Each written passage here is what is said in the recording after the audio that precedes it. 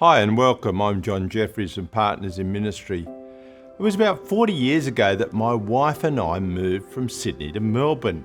I'd taken a job with CBM Christian Blind Mission. We'd both grown up in Sydney. We got married at the time. We moved to Melbourne without knowing anyone. We'd both been part of a local Anglican church in Sydney, and for us, the most logical thing in the world to do for us was to go to a local Anglican church in Melbourne. As it happened, we got an apartment in Melbourne. We happened to get an apartment that was just 2 doors from the local Baptist church. And so on our first Sunday in Melbourne, we decided we'll give the local Baptist church a try. It's only 2 doors away. We went along to the local Baptist church. It was a very nice service. We were greeted well. We met some people. It was a very pleasant experience. The next day, my wife answered a knock on her door. And it was one of the ladies that she'd met the previous day at the Baptist church. Her name was Tony. Tony said to my wife Alice and said, "Hi, I'm just here to say hi, welcome you to Melbourne, see how we can be friends." That was 40 years ago, and Tony is still one of our closest, deepest friends. Basically, what happened to us was the warmth of the welcome that we received at the local Baptist church meant we became local attenders at the Baptist church. We've been there nearly 40 years ago. We brought our kids up in that church. They're still there. And now our grandkids are part of the local Baptist church. The warmth of the greeting and the follow-up that we received on our first visit to the local Baptist church has meant we made a decision to be part of that church that's had far-reaching consequences for both the church and for us. Today, I want to talk to you about how your church can be more welcoming to first-time visitors. And I'm going to talk to you a little bit about some data from the Bureau of Statistics, from McCrindle, from the National Church Life Survey. We've basically read almost every book that's been written on how churches can be more welcoming. And we want to focus our attention on how our churches can be more welcoming because it's something that Jesus did. Jesus said it's important to welcome strangers. It's recorded in Luke 15. Luke records, "Now the tax collectors and sinners were all drawing near to him, and the Pharisees and scribes grumbled and said, 'This man receives sinners and eats with them.'" I want to show you some data. Don't worry, I'm not going to show you too much data, but this data is really interesting to have a look at. What we have here is some data based on a church of 100 people. So I'm talking to you about average church of 100 people. If your church is twice that size, double these figures. If your church is half that size, halve these numbers. Basically, if you go to a church that has 100 people, you'll find that on any given Sunday, there are 80 people there who are what we call regular attenders. They're there most Sundays. And there's about another 20 people there who basically, they come about once a month. And then what we find for the average church of 100 people, over the course of a year, they will receive 150 first-time visitors. Now, most people I share this information with go, "Oh, that seems a bit high," but I can assure you that is the reality. I've monitored in my own church. I've looked at many churches. For every 100 people you have in your church on a Sunday, you will receive, over the course of a year, 150 visitors. That's about 3 visitors each week. And what's really interesting is when we ask newcomers, what happened, what was the thing going on your first time visit? The great majority of them, nearly 70% of them, attend on an ordinary worshipping Sunday. You might think that most visitors come at Christmas or Easter. Yeah, that's sometimes the case. The reality is most of your first-time visitors come on a normal Sunday. So what this means is if your welcoming team at your church has an A-grade game, they need to be playing that game every week. Most people who are first-time visitors to your church will come on an ordinary Sunday. Interesting stat for you, the month of the year that you're most likely to get visitors is January. I think it's because January often people are swapping jobs, swapping cities, moving location. The month of the year that you're most likely to get a first-time visitor is January. Interesting fact, most churches' welcoming team, January is the month they take off. Interesting. You need to be playing your A-grade game in welcoming visitors every week, especially in January. We looked at the research as to why people leave a church. I wonder if when you think about it, what's the key reason that most people leave a church? It may not be what you first think of. You might think it's something to do with bad preaching or something like that. The key reason that 70% of people leave your church is because they move. They actually move out of the area. Think back to people you know in your own church. You'll find that the key reason people leave your church is that they move. An interesting thing, we looked at what the next thing in common was amongst people who leave a local church. And the next most significant indicator of people who leave a local church is that their only connection to the church is once a week on a Sunday.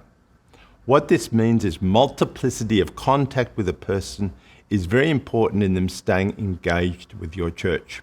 In fact, if you wanted to be predictive about which people may leave your church this year, you would look very closely at people whose only contact with your church is on a Sunday.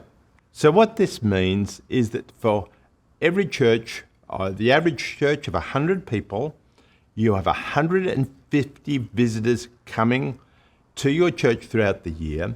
Most of them are coming on an ordinary worship service, and this is a huge opportunity for you to welcome people and integrate them into the life of your church. We want you to be intentional about doing this. We want you to be authentic about doing this, and we actually want to lift your expectation as to what's possible in the way your church goes about welcoming new people. We want you to be intentional. One pastor we spoke to said, "It seems like visitors join us despite what we do. Only the keen ones jump through all the hoops." I hope that's not typical of your church. I hope you are intentional about the way you go about welcoming and integrating new people into the life of your church.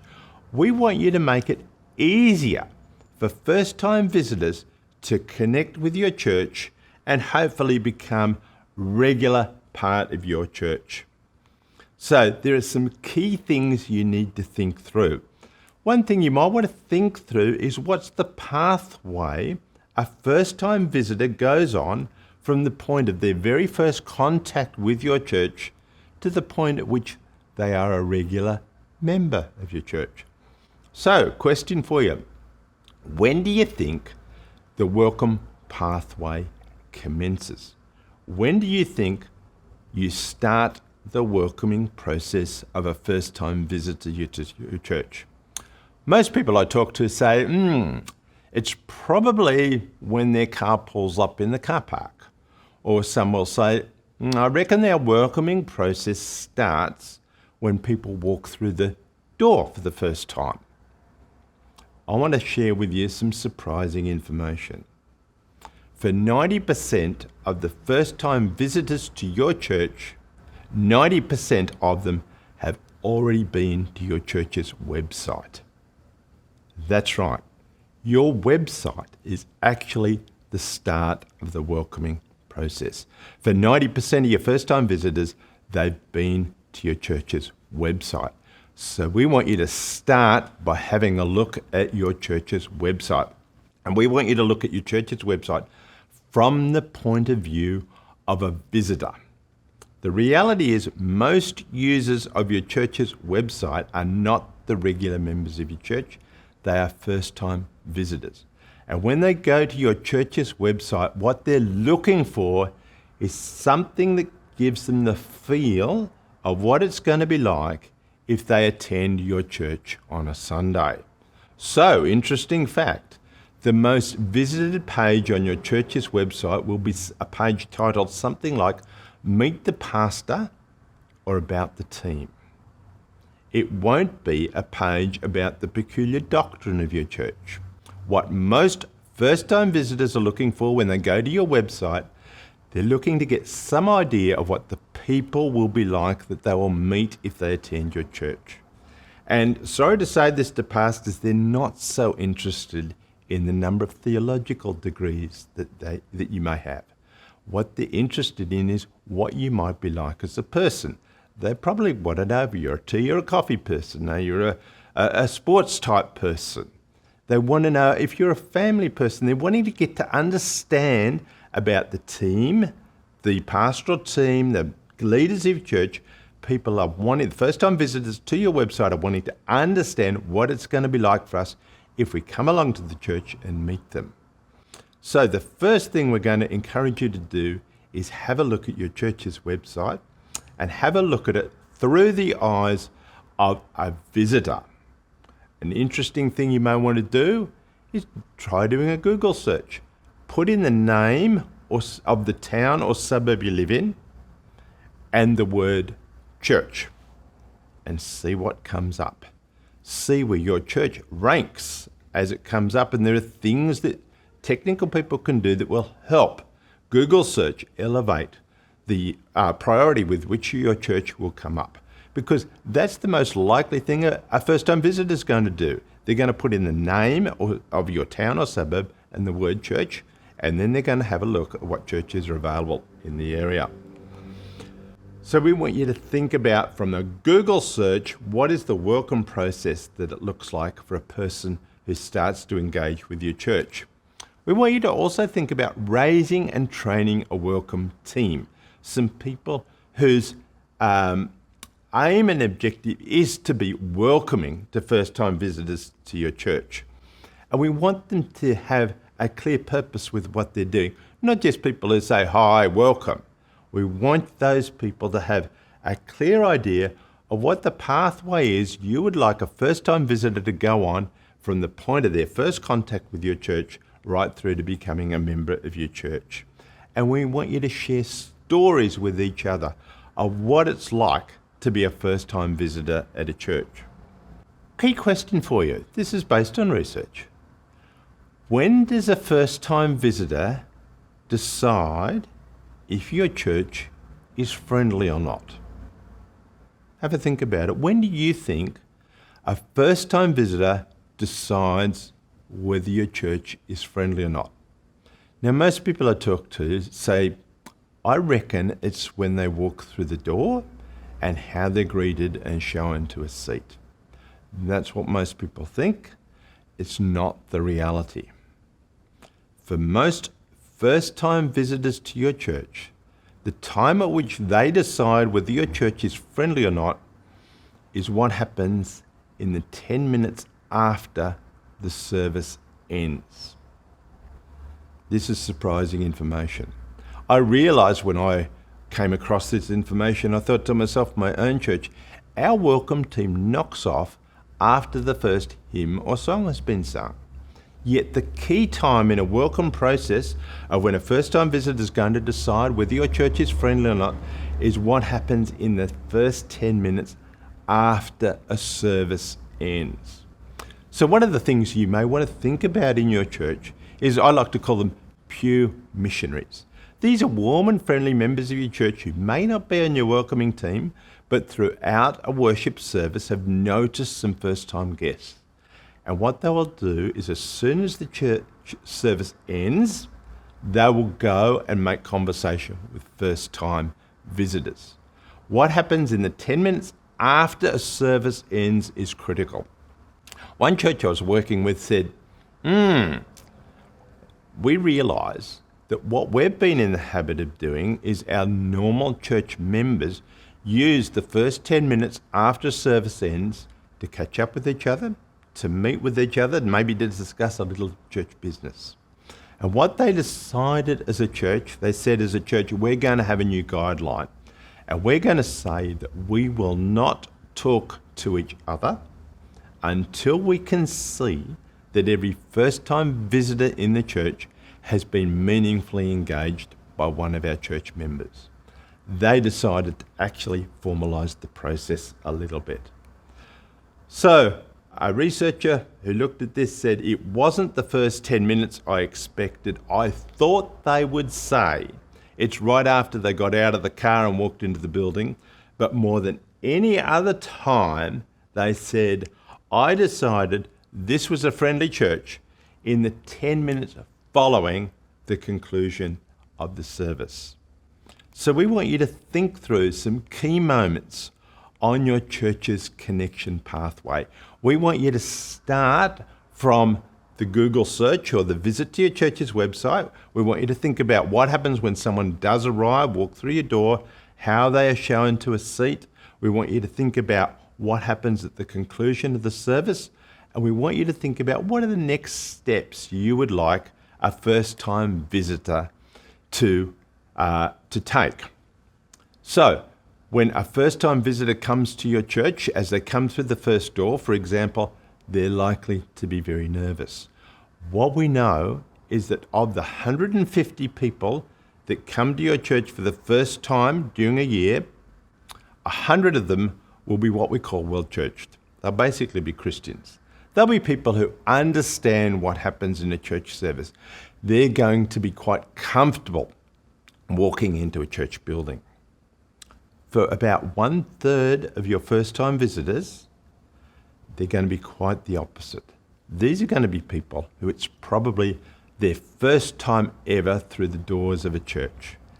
They're going to be feeling quite uncomfortable. They're going to be feeling very nervous. They're going to be feeling very uncertain. And the last thing they want you to do is to show them to a seat at the front of your church.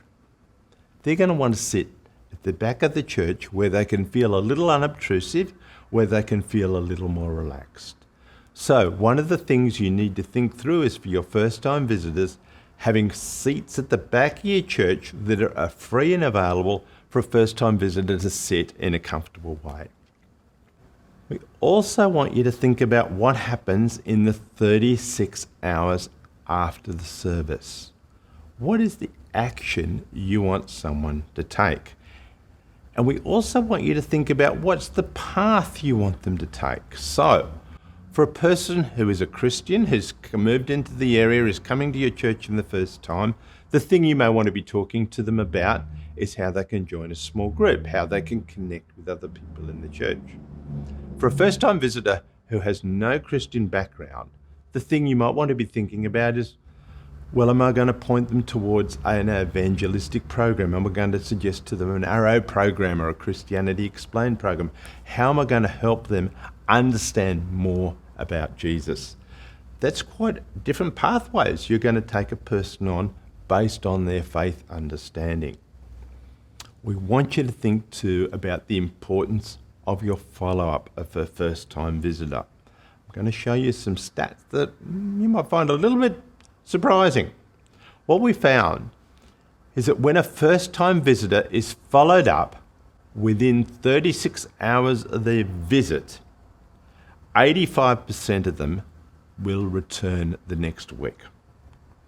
If the first contact with them is delayed to 72 hours, only 60% of them will return the next week. And if it's delayed from 5 to 7 days, only 15% will return. So there's something about the speed at which you follow up a first-time visitor. It's really important that you follow them up quickly. And some stats that will interest you. If the person who follows them up is the pastor, you can halve the stats I just told you. What I'm telling you is that it is very, very powerful for a volunteer, unpaid member of the church to make the first contact after a service with a first-time visitor. This is not to say that pastors aren't good at this or that they're useless at this. Not at all. What this is saying is that there is enormous power in a volunteer making the first contact. Think about it.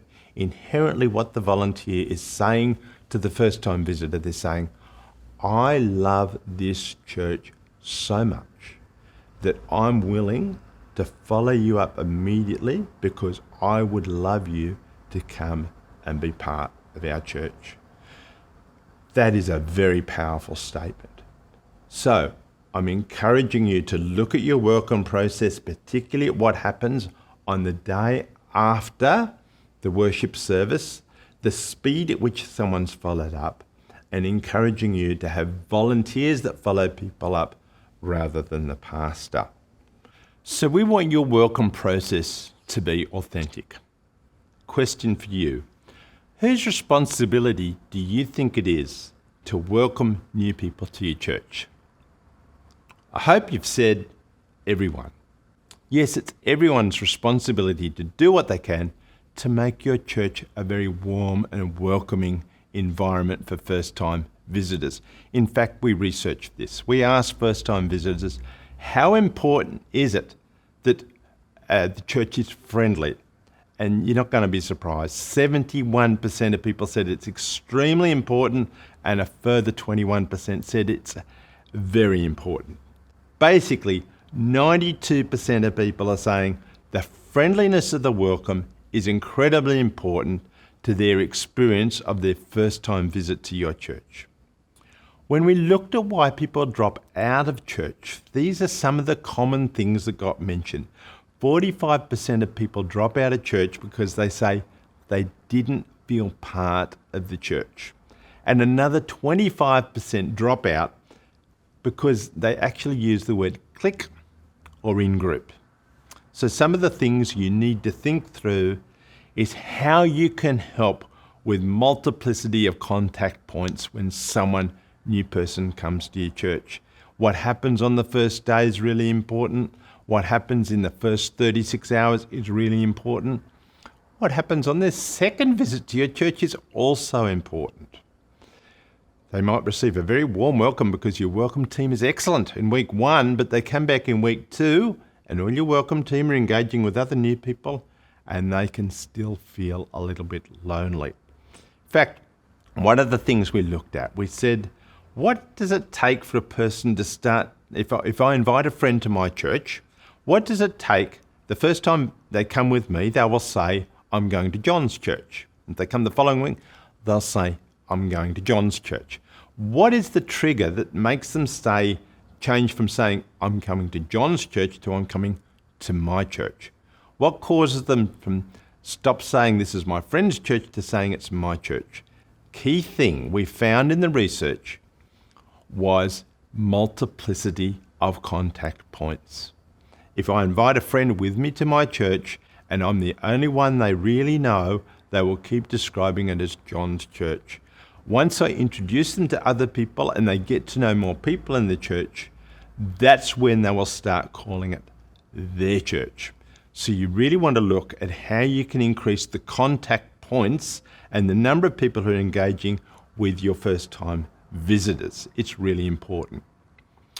Why do first-time visitors choose not to return to the church they visited?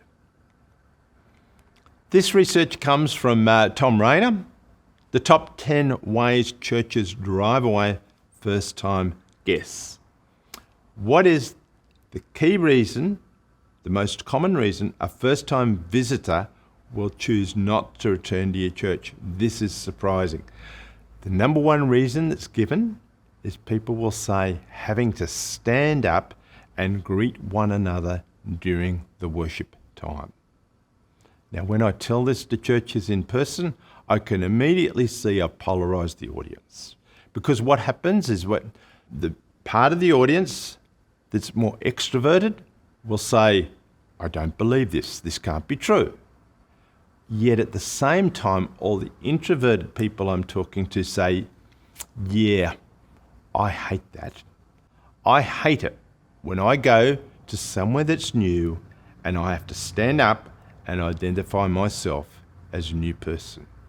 This means you really need to think through any greeting time that you're having in a service, because what you're doing for most of your first-time visitors, you are making them feel uncomfortable. It's the number one reason people say they do not return after a first-time visit. The number two reason they give is, that's not surprising, unfriendly church members. You might be interested in what the ninth reason was. The ninth reason why people will not return is because they didn't like it on their first time visit when members told the guests that they were in their seat or pew and asked them to move. Yep, still happens today. People will tell first-time visitors to move because they're sitting in their seat. I hope that's not the case in your church. When we ask people, how successfully were you made to feel welcome? The most common thing that people will say is that an attender spoke to me. The next most common thing they will say is that the minister spoke to me. But the attender speaking to me is almost twice as important as the pastor or minister speaking to the first-time guest. Again, this is not to say that there's not a role for pastors or ministers in welcoming people. What this is highlighting is the power of your volunteers, of your normal church members, the power they have to make your church into a more welcoming environment. What we find too is that when people are part of a church that's experiencing much growth, we find that they're almost 4 times as likely to say they're comfortable with sharing their faith. They will be looking for opportunities to share their faith. And we find that in churches that are experiencing much growth, that the average member of the church is twice as likely to have invited a friend to the church in the last 12 months. So one of the things you may want to look at is how many people in your church have actually invited a friend to your church in the last 12 months. We want your process of welcoming first-time visitors to be authentic. We want your volunteers in your church to be going the extra mile to making people feel comfortable. We want you to shift your mindset. We want you to have everybody understanding the next steps in the welcoming process. We want everyone in your church feeling comfortable to connect with first-time visitors after the service. We want them to feel comfortable engaging with them, inviting them for a coffee or for lunch. We want everyone in your church to feel comfortable to introduce the pastor or the minister to first-time guests. And we want people to feel like it's their responsibility to follow up first-time guests and have an attitude where every member here is a host, not a guest. We want you to lift your expectation. One pastor said to us, "I don't expect newcomers to stay. When visitors show up, I'm almost suggesting to them, what's another church you should go to?" Hope your church is not like that. We want you to lift your expectation as to what might be possible with the welcome ministry in your church. Matthew records Jesus as saying, "The harvest is plentiful, but the workers are few. So pray to the Lord of the harvest, therefore, to send out workers into the harvest field." Another question I'd like you to think about is how likely it is a friend or a contact will accept an invitation from you to attend church. The media would have us believe that most people in the street that we meet would be unreceptive to an invitation to attend a church. The stats don't bear this out. In fact, the stats show us that people are a lot more likely to be receptive to an invitation to attend your church. We find that if we look at people who have attended or been part of a church in the past but have lapsed or are no longer attending, we find that over half, 56%, say that they will accept an invitation or give serious consideration if a friend asks them to visit their church.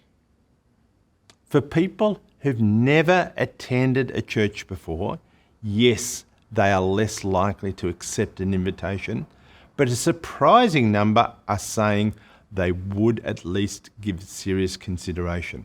When we look at people who've never attended a church in the past, 1 in 10 say that if a friend asked them, they would say yes. And another 1 in 4 say they will give it serious consideration. Basically, 35% of people who've never attended a church before will give serious consideration to saying yes to an invitation to attend your church. So there's some key opportunities for you to be thinking about here. Visitors are coming to your church. They are coming, and the most common time they're coming is on an ordinary Sunday. If you have an A-grade game, you need to be playing it every Sunday. We want you to be intentional. We want you to have a look at your current welcoming method. We want you to think about what the process is that a first-time visitor will go through from their first point of contact, which is likely to be your website, through to arriving at your church, sitting through the service, what happens in the 10 minutes after the service, and then what happens in the next 36 hours after the service. We want your welcoming process to be authentic. We want it to be a very warm welcoming process.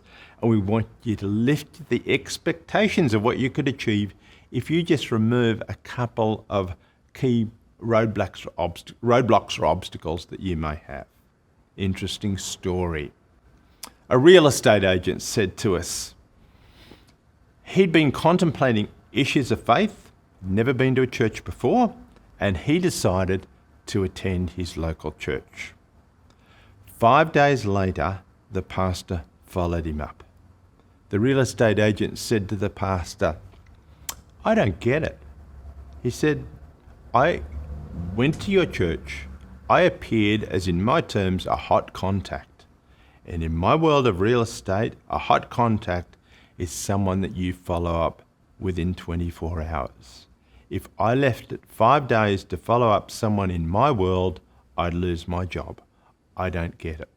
We want you to lift your expectation of what can be achieved if you make some minor and some significant changes to your welcoming system as to how welcoming your church can be to first-time visitors.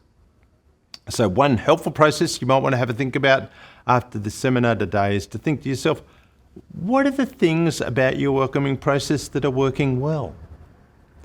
What are the things about your welcoming process that you probably need to improve? And is there anything that you need to do is there anything that you need to stop doing in your current welcoming process? I hope this has been really helpful for you.